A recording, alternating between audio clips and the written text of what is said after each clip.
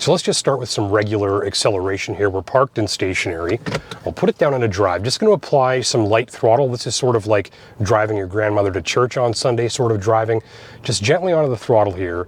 Watch the tachometer there on the left. Now my foot is steady on the throttle right now, just a little bit, probably 20% or so.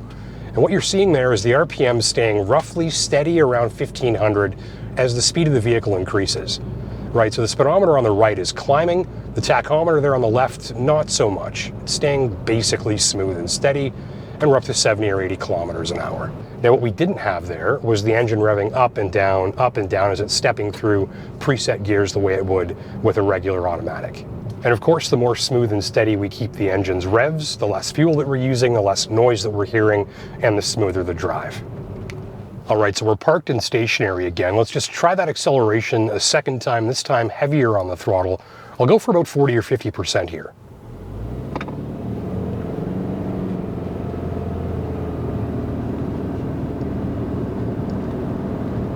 Now you can see again, on the left, the tachometer staying mostly steady. On the right, the speedometer increasing. So a little higher RPM this time, but more or less, those revs staying smooth and steady once again as we accelerate, giving us smoother acceleration, giving us better gas mileage, and giving us a more refined drive. All right, so parked and stationary again. Let's go full throttle off the line this time and see what happens.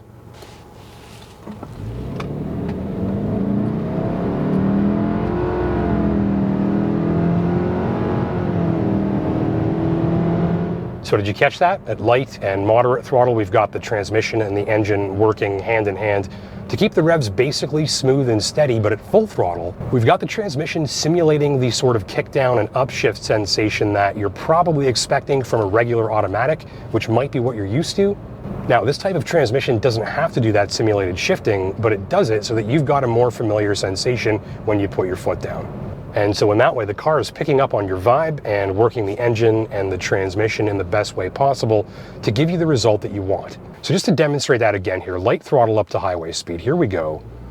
I'm just going sort of 25% in. You're going to see the revs hang out between 2,000, 2,500 or so. We've taken a set here. We've got about 2,200 RPM. Watch that speedometer.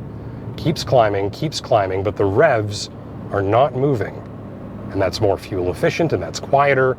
We're not shifting up and down. We're not feeling the transmission shift gears because it isn't.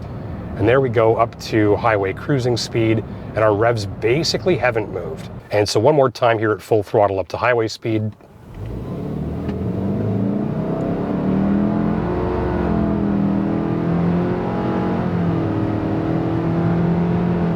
And now we've got that simulated shifting going on. So maybe a speed limit change, we're going from a 60 zone up to a 100 zone. We'll just get about 20 or 30% into the throttle here.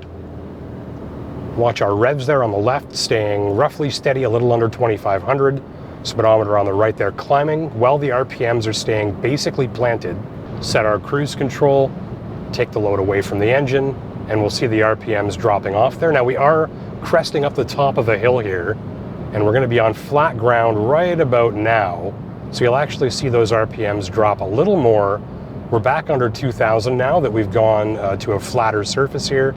So that's what a highway speed limit change, pass or merge might look like at light throttle. Let's take a look at what to expect doing the exact same thing, but at full throttle instead. All right, so we'll go 50 to 100 kilometers an hour again here, full throttle.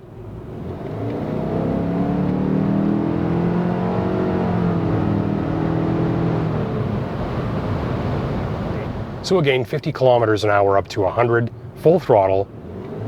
There's a kick down, and there's an upshift, and we're up to 100 kilometers an hour. So plenty of torque in this engine down low, but again, full throttle giving you that kick down upshift sensation that you're probably used to from a conventional automatic. Again, all about giving you the response that you're expecting, depending on what your right foot is up to.